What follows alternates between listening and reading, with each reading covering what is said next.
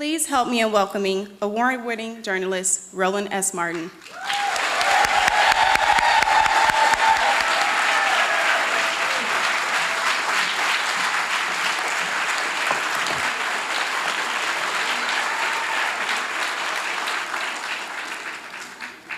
All right, so how we doing? All right, good. Glad to see everybody here.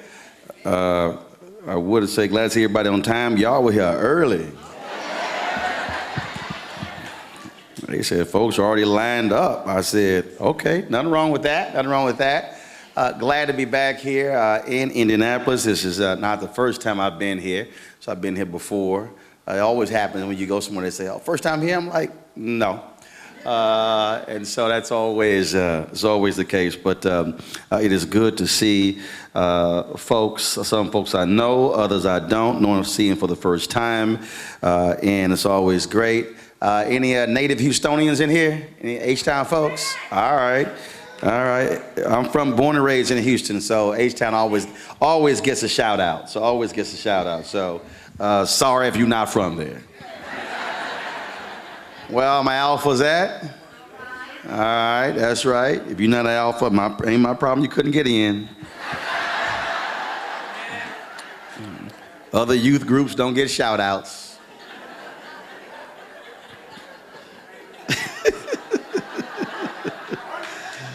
All right, don't start barking. It's not gonna end well for you. I'm just letting you know. I'm trying to warn you, do not start.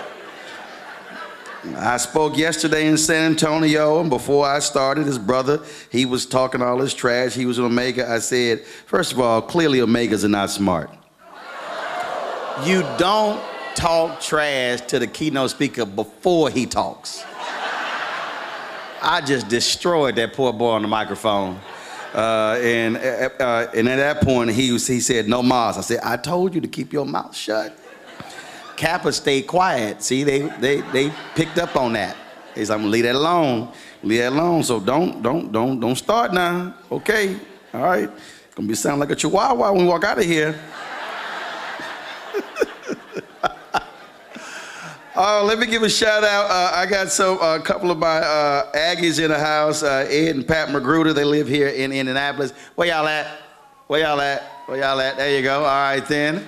So fellow Texas A&M Aggies. Ed's also an Alpha, so good to see him as well. So where's LaKimba? LaKimba and her son, of course, I know LaKimba when she was in D.C. She used to always beg me to come speak to black state legislators. I was like, LaKimba, if you ask me to speak one more time to folk, but it's good to see all of you here. Let me set this up. So let me live stream this. I got a couple of things to say. A couple of things I want to talk about. I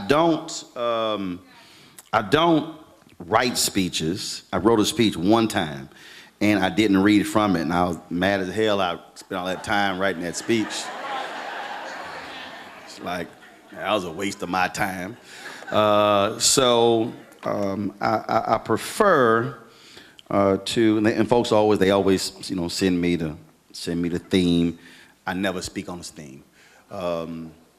So I prefer to allow what I have to say to come to me in a much different way. And I also prefer to let God do what God does. And so I was flying here this morning. I had to be up at 3:20 this morning in San Antonio, flying from there to Dallas to here, and I was to catch a 5:05 flight, and I was on the plane, and I'm always listening to music. Music is a huge part of my life. In fact, music is a significant part of the black experience. Music is what allowed black folks to get through many difficult times, whether it's gospel, whether it's blues, whether it's jazz, whether it's R&B, whether it's hip hop. Music has meant that much to our people, and so I'm always surrounded by music. I thank my parents for doing that, and I was on the plane and I was listening to variety of songs. I got everything on my iPod except polka music. I got everything, classical, jazz, R&B, you name it, opera, gospel. I got every medium possible. You ain't gonna zydeco, you ain't gonna, I got salsa, you ain't gonna find no polka music. Polka didn't make the cut. And I was listening to John Legend's song, I'll Do Better. And I know better. And I was listening to it, and as I began to, and I just had it on repeat, and I just kept listening to it and listening to it and listening to it. And as I thought about the name of that song, and then I began to think about where we are in this country today. I think about where we have been in this country as I think about the opening of this cultural center. And so I thought about calling this, and here's the deal, anytime you speak to this many black people, you got to tag your text. Now, if the person next to you has no idea what tag your text is, it is clear they've never been to a black church. And I see one woman, she literally leaned over, she said, "What is tag your text?" She said, as a white woman, she said, "What? I never heard of tag your text." And she asked her black friend. That's why you always got to bring a black friend with you to translate. So let me tag this text. But we have always known better. We have always known better. It is interesting when you read the Declaration of Independence. It's 1,458 words. And you hear folks in this country talking about patriots. You hear them talk about the founding fathers. I have to remind them that those are not our founding fathers.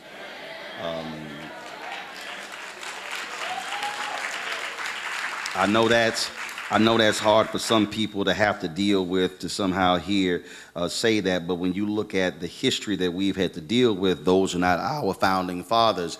I would think Frederick Douglass is one of our founding fathers. Denmark Vesey is one of our founding fathers. Nat Turner is one of our founding fathers. Hiram Revel is one of our founding fathers. And then I can also add Ida B. Wells Barnett and Ethel Payne and Ella Baker and Constance Baker Motley and Fannie Lou Hamer, and I can go down the line when I begin to talk about our founding fathers. And as I was reading the Declaration of Independence, it was so interesting because the Declaration of Independence is an indictment against Great Britain, when in fact, if we actually read the Declaration of Independence ourselves, it really serves as an indictment against the very country that it was founded for. If you actually take your time and read it, it was interesting because it says when in the course of human events it becomes necessary for one people to dissolve the political bands which have connected them with another and to assume among the powers of the earth the separate and equal station to which the laws of nature and of nature's God entitle them, a decent respect to the opinions of mankind requires that they should declare the causes which impel them to the separation. Now, as someone who has run 3 black newspapers and written several books, I would say they needed an editor. But then we get to the meat that many of us know when they said, we hold these truths to be self-evident that all men are created equal, that they are endowed by their creator with certain unalienable rights, that among these are life, liberty, and the pursuit of happiness. That to secure these rights, governments are instituted among men, deriving their just powers from the consent of the governed, that whenever any form of government becomes, listen to this, that whenever any form of government becomes destructive of these ends, it is the right of the people to alter or to abolish it and to institute new government, laying its foundation on such principles and organizing its powers in such form as to them shall seem most likely to affect their safety and happiness. go on to say that prudence indeed will dictate that governments long established shall not be changed for light and transient causes, and accordingly all experience hath shown that mankind are more disposed to suffer while evils are sufferable than to right themselves by abolishing the forms to which they are accustomed. I love this one here when they say, when a long train of abuses and usurpations pursuing invariably the same object evinces a design to reduce them under absolute despotism, it is their right, it is their duty to throw off such government and to provide new guards for their future security. Such has been the patient sufferance of these colonies, and such is now the necessity which constrains them to alter their former systems of government. I find that to be interesting because when you read that was written in 1776, July 4th, 1776. And I cannot help but laugh reading that because as I was doing so, I said, it's interesting. They were talking about all the rights that come from God for men, when at the same time, since 1619, when 20-odd Africans had arrived in this country, we were under the authority of those same 13 colonies and did not have the very rights they were talking about. See, that's why I can't call them my founding fathers, when my father would never enslave me. My father would never do that to me. And so, that's just not how I roll. Now, if y'all want to talk about Thomas Jefferson and George Washington, all of them, knock yourself out. But that's just not how I look at it. Because if you saw my show just a couple of weeks ago, we had an author on the show who wrote a book about how George Washington, the first president of this country, literally broke fugitive slave laws in pursuit of a black woman who was one of their slaves. Him and his wife Martha did all they could to bring this slave back into their fold. I'm sorry, that ain't how daddy is supposed to operate.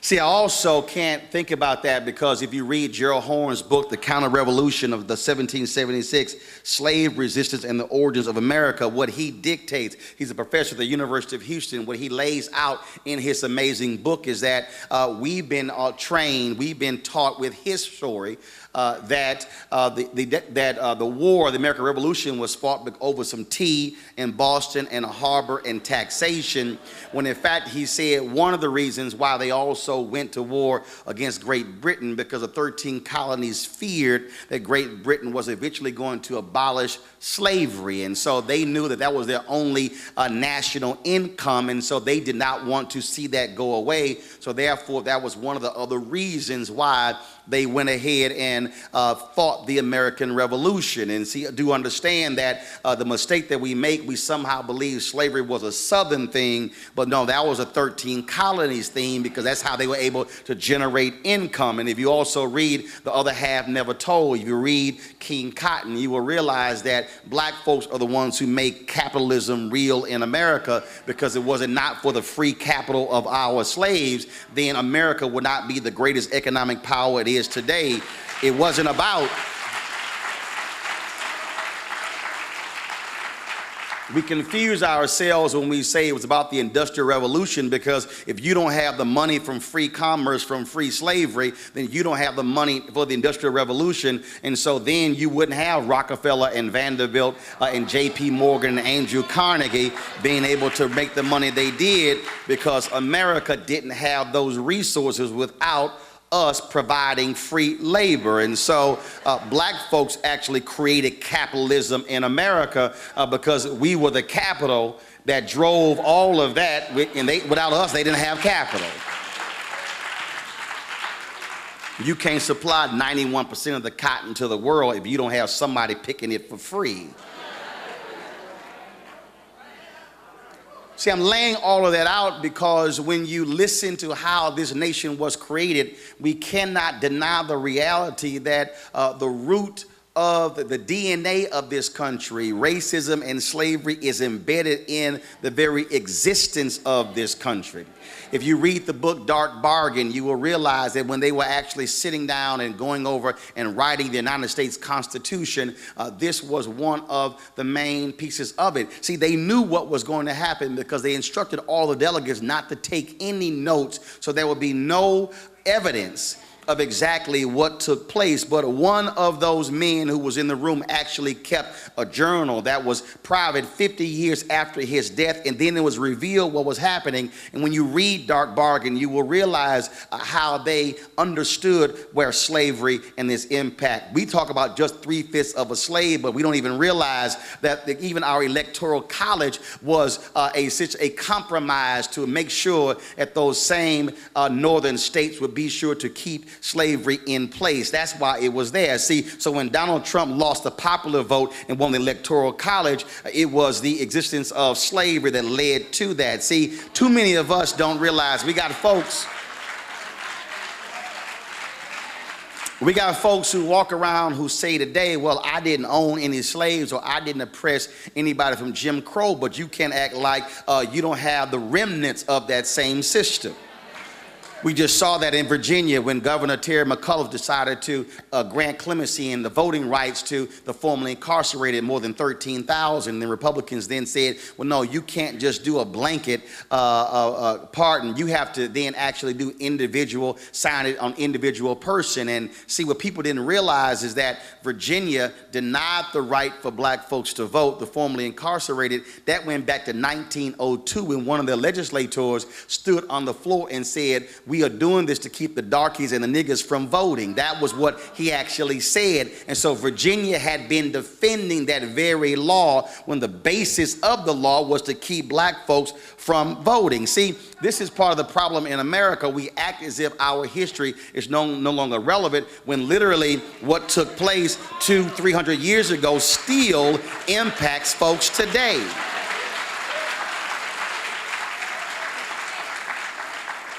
See, there's a reason why you won't see them call me on Fox News, because see,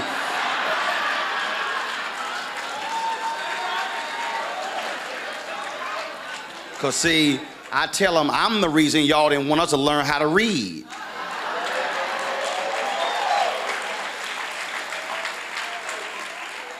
See, when you are walking around with no understanding of your history, when you are relying on somebody else telling you something, that means that you are living by his story as opposed to actual history. See, that's why I don't allow anybody to play games with me, because whenever I'm on these shows and I bring up history, then folks say it's not relevant. I say, no, I'm going to tie it all together. Because, see, you can't just simply say it's not important. See, that's why when my nieces come to me and they say, Uncle Roro, can I watch TV? I'm like, hell no. Then they say, read a book. I'm like, that's a good answer.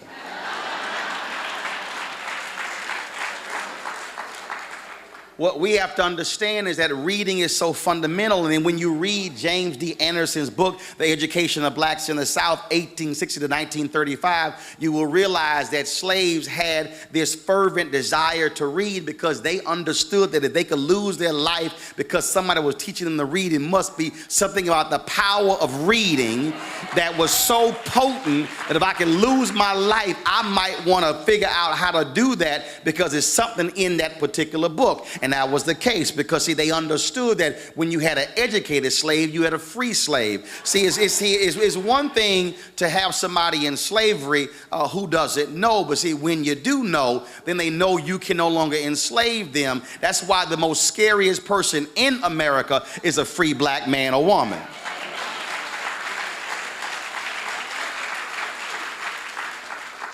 See, it's so interesting to me when you read James D. Anderson's book, when you realize that you had freed slaves who had 500 schools during slavery that were secret. He quotes one woman who said that she was responsible for more slaves being killed because she taught them how to read. When you had, of course, a white abolitionist who came down from the North after the Civil War who said, we need to go teach these folks who don't know how to read. They got there and realized that the free slaves were not even out of slavery a couple of weeks and they had already set up schools. See, they understood what reading meant.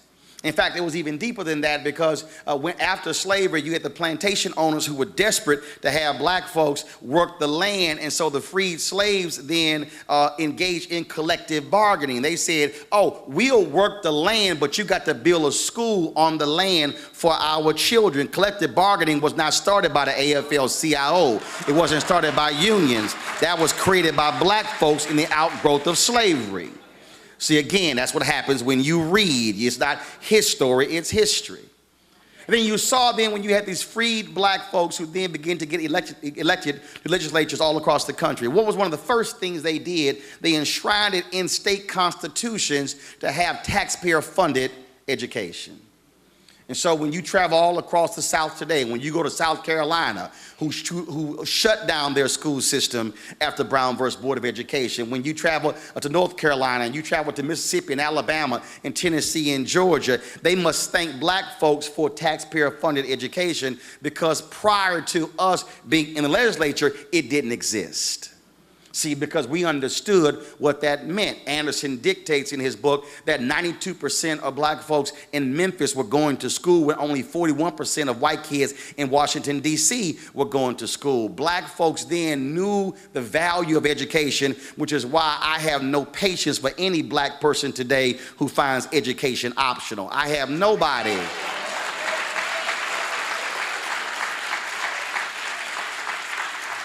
I got folks who every week come on my social media pages and they say, I don't understand why you out here supporting school choice. I said, well, first of all, black folks, we originated school choice. We didn't have a damn choice but to create our own schools because they shut us out. And if you read Anderson's book, in Louisiana, when they shut down the public schools, black folks put their pennies together and opened up their own private schools because they said, I might not be able to read, but I know you're going to be able to read. See, that's why when you meet black folks who had 13 and 14 and 15 kids in the 1920s and 30s and 40s, and all of them went to college, you say, wait a minute, I don't understand. How did all your kids go to college and y'all didn't even make more than $5,000 or $8,000? They said, we found a way to make that happen, which is why we can act like it's optional. See, some of y'all gonna go to Sunday dinner tomorrow, y'all gonna go to y'all family relative's house, and you're gonna pray that a certain kid not read the prayer because you know they can't read. Oh, I know I stepped on somebody's toes on that one. And see, and I know what's going to happen because, see, then you don't want any static. You don't want any drama. You just want to go to Big Mama house and see Grandpapa, and y'all want to eat, have a good time, watch the game. You shouldn't be watching the damn game anyway.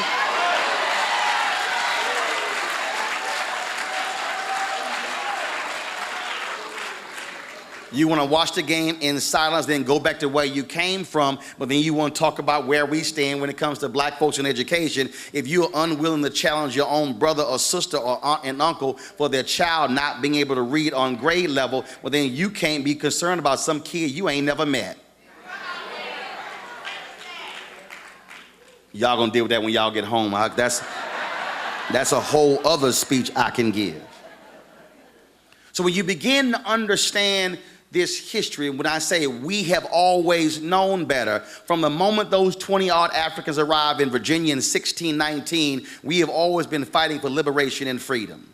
Horn lays out that where you had slaves who were fighting for the British because they were fighting for their freedom. You had slaves who were fighting for the Union in the Civil War, fighting for their freedom. You had, I love the people who talk about the slaves who were fighting for the Confederates. Hell, they had no choice. They owned us. But trust me, at the first sight, they could run away. Oh, they were on the first, they were gone. I'm laying all of that out because if you understand, we as African Americans have been the only group that has tried to force America to be the nation that it says on paper. Nobody else, because the reality is, because see, once we figured out how to read, then we read what they wrote. Then we said, well, what the hell? Y'all said this.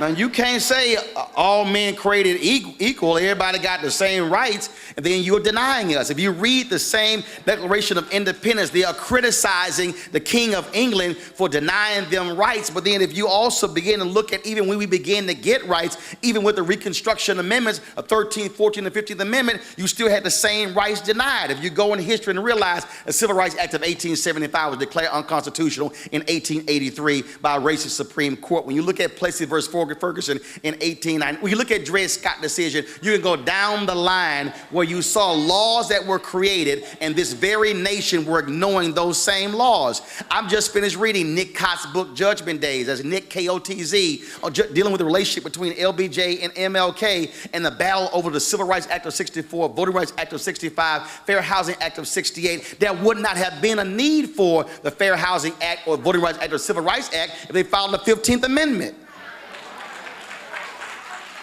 So the very nation that loves to talk about the founding fathers and our inalienable rights were ignoring the very same laws. So what they accused the King of England of doing, they turned right around and did the exact same thing to their very people. Oh, let's make it plain here, because if you're a white woman in this room, they also were not talking about you. Because they clearly said men. This nation was created for land-owning men. It was not here for women. It was not here for African Americans. So we have always been trying to force America to be the nation it says it always wants to be. That's why we've always known better. When you look at our history from Frederick Douglass and Robert Abbott launching the Chicago Defender in 1905, when you look at W.B. Du Bois, when you look at Booker T. Washington, when you look at William Trotter, when you look at all of these folks who are out here fighting for our rights, you will realize that we've always been trying to make America be the nation it said it should be, when it's the nation it was not. And that's still the case. When you begin to look at the terms of what we've been able to do and able to accomplish, when our veterans were fighting in World War I and World War II, you had our black newspapers had the double V campaign, Victory Abroad and Victory at Home. They said, how can you dare sit here and ask black soldiers to fight for a nation when they come back, they can't live where they want to live, work where they want to live? That's why when I did my commentary targeting Bill O'Reilly, he had the audacity, the unmitigated gall to tell Colin Kaepernick he should read his book to understand patriotism. I made it perfectly clear, no disrespect to anybody in here, can't no white man or white woman in America tell anybody black about what it means to be patriotic when black folks fought for a country that never even loved them.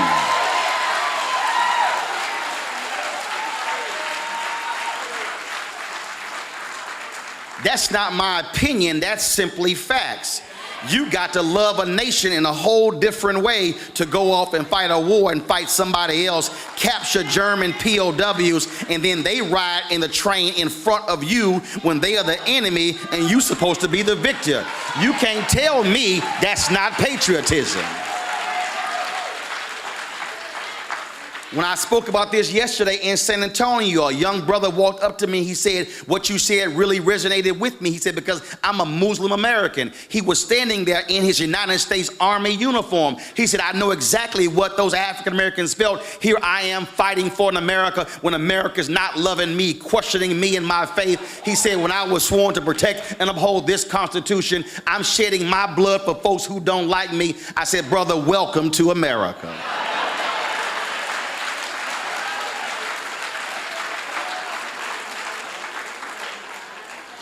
I'm laying all of this out because we have to understand exactly how we got to be where we are today. When you begin to look at the income gaps in this country, the wealth gap in this country, when you have the average wealth in America for whites is $110,000 and the average wealth for blacks is $5,000, you then have to understand that that simply didn't happen by happenstance. It didn't happen because we couldn't read or we didn't work hard. It happened because when you look at the federal housing policies in America, we were restricted from owning homes. We could only live in certain areas. In the areas where we could live, we couldn't even own the homes in those areas. All you got to do is to understand our history. When you had black folks moved in and Jews who moved out and whites who moved out, Italians who moved out, Poles who moved out, we couldn't own the homes and then jacked up the rates, so we were making less money in our jobs, paying 3 to 4 times higher what they were paying when they lived there. And then you somehow tell me, how is it you don't have wealth? Easy, because if I was paying higher rents in the 30s and 40s and 50s and 60s, then I had no money to be able to save and can pass on to my child. If I could not sell my home, then I couldn't be able to do it. If you are white GI, you took advantage of the GI Bill, but you are black GI, you couldn't. That's called America. But then, of course, when you see the poll that came out in September 2016, the question was asked by Pew, are you optimistic about the future of America for the next 10 years economically? Black folks, lowest wealth, highest optimism at 58%. Latinos, second lowest wealth, second highest optimism. Then online, who had the highest wealth in America? White Americans. Who had the lowest optimism? White Americans. Why? Because America is changing and some folk cannot handle what is happening.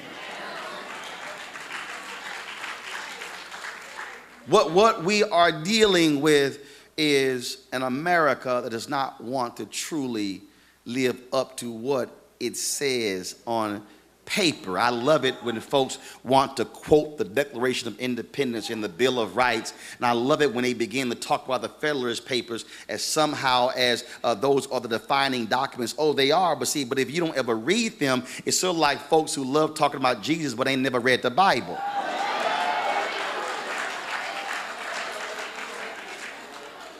What we are dealing with is a nation that has been at odds with itself because it says one thing and then it does another. When you have folks today who are still desperately fighting to keep up Confederate monuments like Robert E. Lee, who said himself with his own words, do not erect such monuments, then that tells me that you have an ulterior motive. And I love it when they say, well, you really shouldn't be upset because it allows us, that's history, we should ignore history. I say, well, if that's the case, well, then stop telling us don't talk about slavery.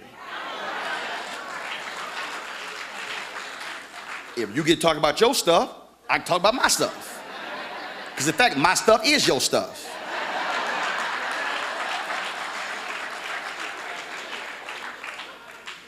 Where we are today is that we have two folks who are living in alternate universes.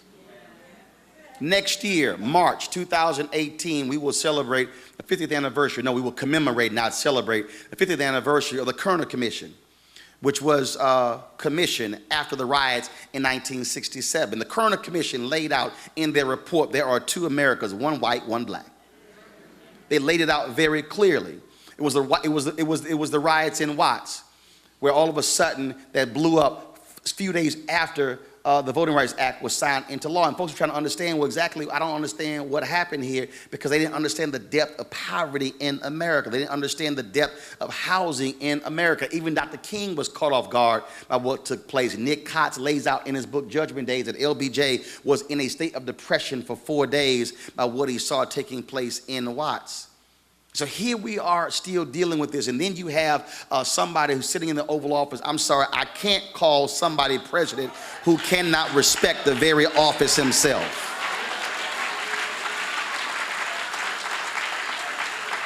I might have disagreed with Reagan or Bush or Clinton or even Obama or Ford or Carter, but I called them president because they respected the office. I will not, and I said this on ABC this week, so this ain't nothing new in front of y'all, I will not respect anybody who cannot respect the office of president. So that's why in January, when he met with the TV anchors before he had his joint session of Congress speech, and he came in with his wife, and they were speaking to everybody, and they were all like, Mr. President, how you doing? He got to me, I said, hi.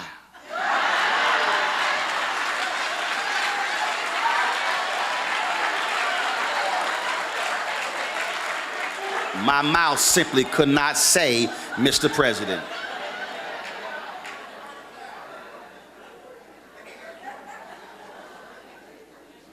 What we are dealing with is an America that has always been in denial about its history and its culture. An America that dare question the condition of black folks and why we can't pull ourselves up by our bootstraps without folks admitting you've had both of your boots on our necks and back, and it's a little hard to get up. when you have an America, and I know some folks are saying, well, but you shouldn't be saying all this stuff. You've done well for yourself, and then we can look up and we can see LeBron making $30 million a year, and we can look up and we can see Oprah, and we can see Robert Smith making worth $2.4 billion. Sorry, Omegas, he's an alpha. When you look at, of course, Sheila Johnson and Bob Johnson, all these folks, and they say, well, see, those are examples. Well, I can show you Madam C.J. Walker, the first woman millionaire, but it ain't like black folks were free when she was a millionaire. See, that's the game America plays, because we have folks who want to deny exactly what it is that we have gone through, because our education system has purposely lied to America. Oh, they've lied to America. And see, that's why, I mean, it would be very, very hard for me, not with the internet today, to be a student. I mean, I already gave them hell when I was in school. But with access to this much information, oh, I'm just telling y'all right now, I'd be suspended every day.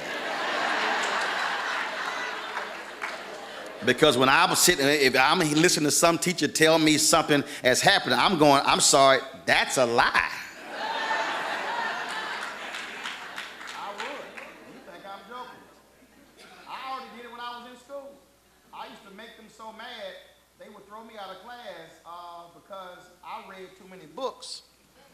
See, my parents had us read 300 books a summer. We would go to the library. We couldn't check out the minimum number of books. We had to check out the maximum number of books.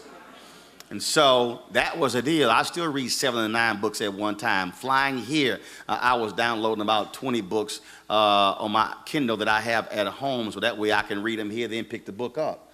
Because again, I understand when you are fully aware of our culture and our history, and when you are well read, then you begin to understand where we've been and where we're going. See, that's why this center is so crucially important, because you have to have a centralized focus in terms of where we have been. It's very easy to say, well, sure, we'll mix this amidst everything else, but no, you got to have a clear focus, and for folks to be able to come and to have actual dialogue and debate when it comes to the issues. See, I don't believe that this center should just be a place where you affirm. No, I want the critics and the haters to come in as well. See, I want there to be a visible dialogue where people are having to grapple with some of the hard issues that we are facing in this city, in this state, and in this country. See, I would love to see conversations, very clear conversations about voter suppression. And when you have Spencer Overton talking about his particular book, or Ari Berman talking about his book, or have Christian Clark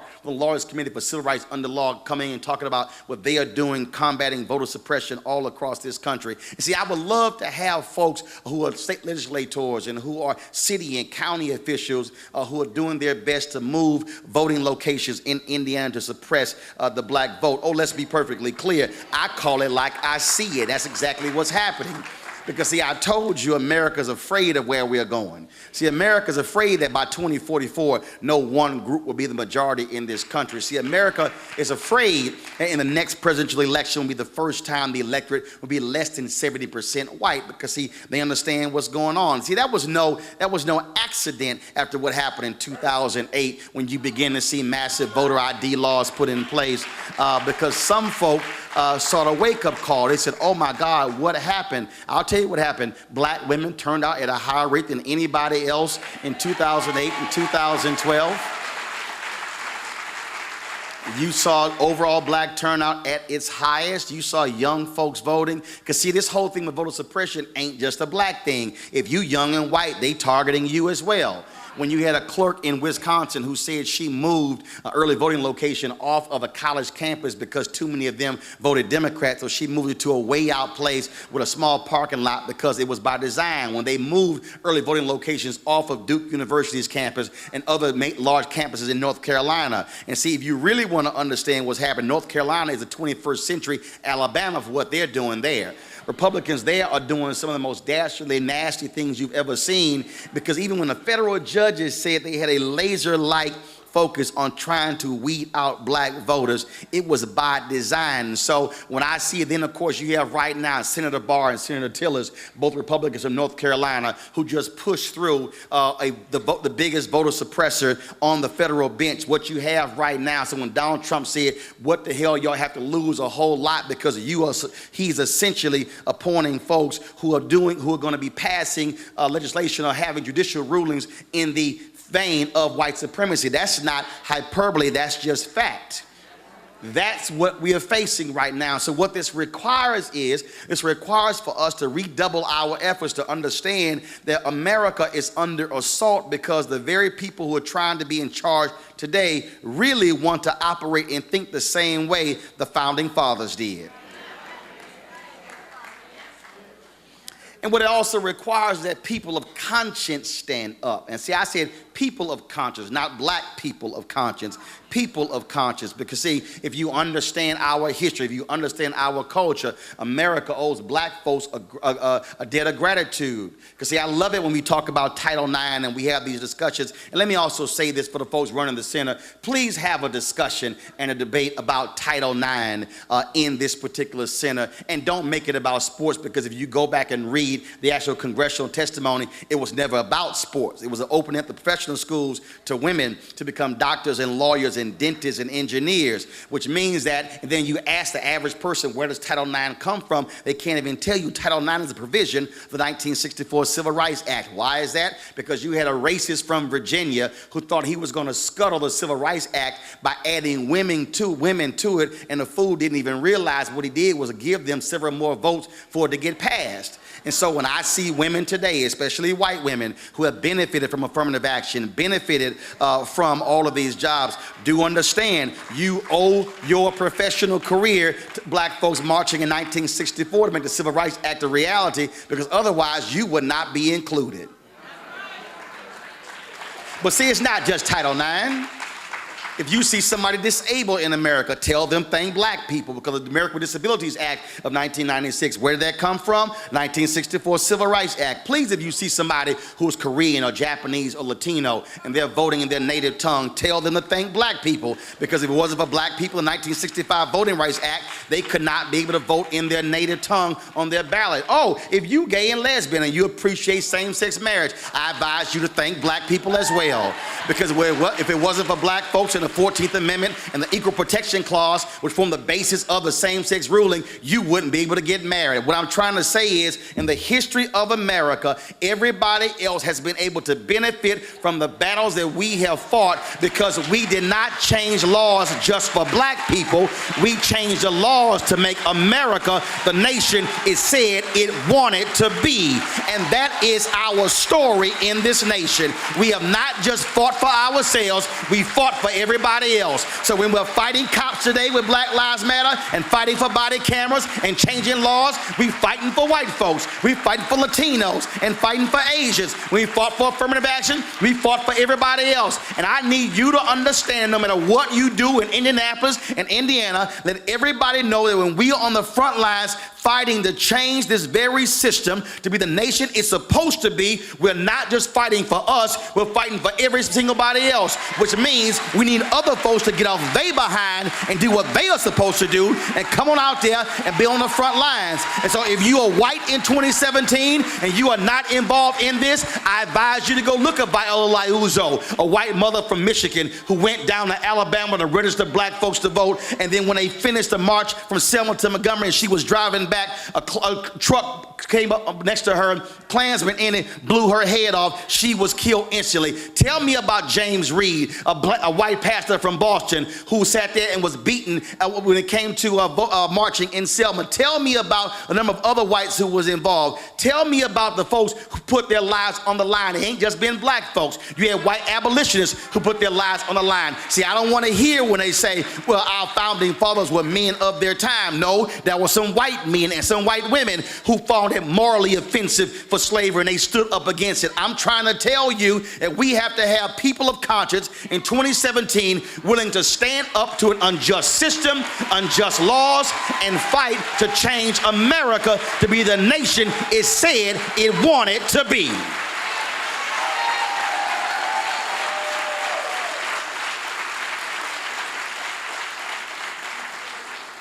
You've got to make it plain that this center is not for black folks. This center is for anybody in this city, anybody in this state. You've got to make it plain that the ability to be able to read certain literature, to have certain conversations, is to be able to rectify what we have seen over the last 398 years, which has been a massive lie in America. America keeps lying to itself, and as long as America keeps lying to itself, America will never be the nation it wants to be. I don't want to hear anybody tell me make America great again when black folks have been trying to make America be the nation it's supposed to be and be great from the very beginning. I don't need Donald Trump or anybody else wearing a red hat telling me this, because I know red blood coming out of black bodies is what made America the nation it is today.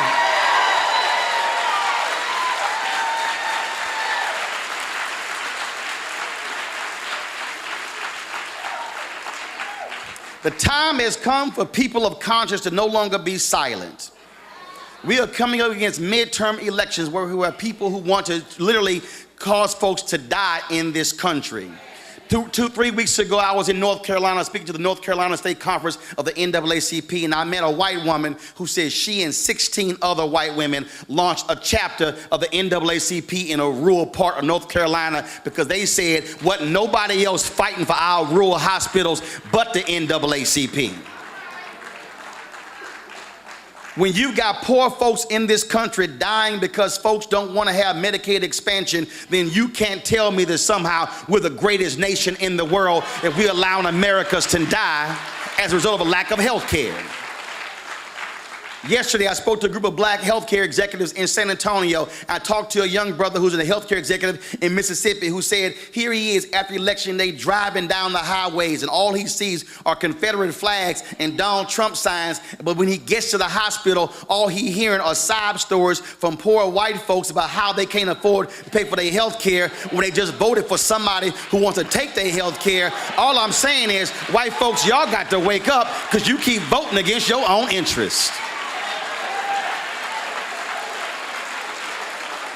Oh, and let me be real clear. I'm not telling anybody here to vote Democrat or Republican, because if you do wrong, I'm going to talk about you. If you do right, I'm going to talk about you. At the end of the day, I will talk about you. What we need today is not a movement of Democrats or Republicans, liberals or conservatives. What we need is a movement of conscious people who understand that we are in this thing together. Because I can guarantee you right now, if this building caught on fire right now, y'all would not be looking for somebody of your color to drag you out of here. You would say, can you carry me out to safety?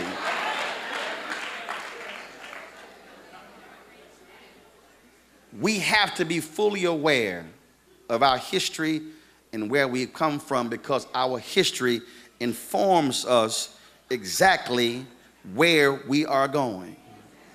And as long as we are living in denial, then we will have people who will be walking around this city and this state and this nation utterly clueless about exactly what has happened and how we got to this point. You will hear them on television, be it CNN or Fox or MSNBC, spewing nonsense because they actually haven't read more than 1 or 2 books. This is why literature matters. This is why reading matters. This is why understanding other cultures matter, because you can't tell me that we somehow have to have, when you say an American culture, which really means white culture, when you're a nation of immigrants. That simply can't be the case. The flavor of America is this way because we added some flavor. I don't care who you are. My grandparents from Louisiana, some of y'all cook with salt and pepper. We use Tony Chachere's Creole seasoning. I can guarantee you it changes the flavor of your chicken.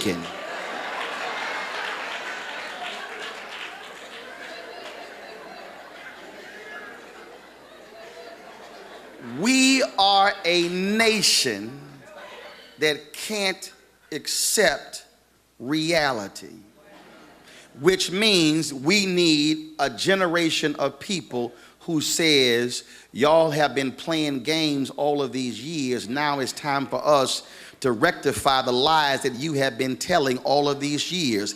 This is what this center does. But let's be perfectly clear. This center cannot be all it should be if it's simply a building. The same way a church is not a building. A church is comprised of the people in that particular church. You must make sure that this comes to life. You must make sure that the stories are being told. You must make sure that you are bringing people. This room here, they tell me holds 350 people. They tell me they got an overflow room of 150 people, which tells me that every single one of you should make it your mission that you're going to bring one new person here every single month to guarantee that new voices and new eyes are coming in every single day. It's not the job of the library to do it. It's also your job. And then I'm talking about your co-workers, your church members, the folks in your house, bringing all of them in to say, no, we are in this thing together. Because where we stand in this nation is we are involved in a fight. We are involved in a war. We are right now battling for the soul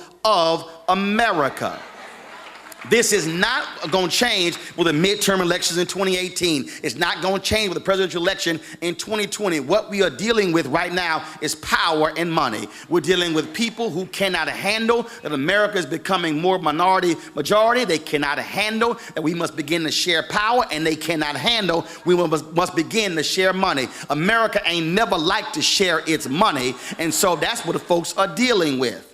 And so I want all of us to understand that when you leave here, you have a charge. As long as there is breath in your body, you must be fighting for freedom and justice. I didn't say equality because, see, I don't want equality. I want freedom. See, I want to be able to make sure our kids are born, and the moment they are born, the moment they come out the womb, they have the exact same rights as somebody else. But in fact, even before they come out the womb, because Jeffrey Canada and Marian Wright Eldon made this perfectly clear at the State of Black Children in America report, that black kids are behind white kids even in the womb because mama don't have the same prenatal care as somebody else. See, don't think it's all a matter of who gets in the pre-K or Head Start. No, if you don't have prenatal care, that means a black child is not as developmentally advanced as a white kid. I'm trying to show you how the inequality in America extends into the womb before the child even comes out. That's why health care matters. That's why prenatal care matters. That's why not just for those who are in inner cities, but also poor whites who are in rural America, in rural Indiana. The bottom line is this here. We must be willing to look our friends and our family members in the eyes and say, I know you might be holding on to some racial drama, but you might want to let that go, because you know what? When you broke, you broke. Black broke and white broke is broke.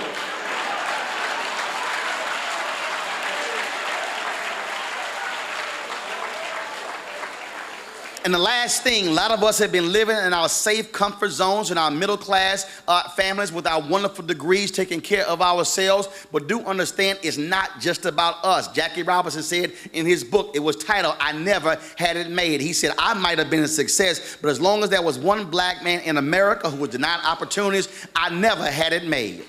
Every single one of us must understand that we have a responsibility to change this system, change this city, this county, this state, and this nation. It's going to require you to stand up. It's going to require you to engage. It's going to require you to organize. It's going to require you to mobilize. And then you might have to fight some folk who look like you. And all you must tell to anybody looking like you, if you want to fight, baby, let's swing. If you want to swing, you better come hard, because I'm going to knock you out.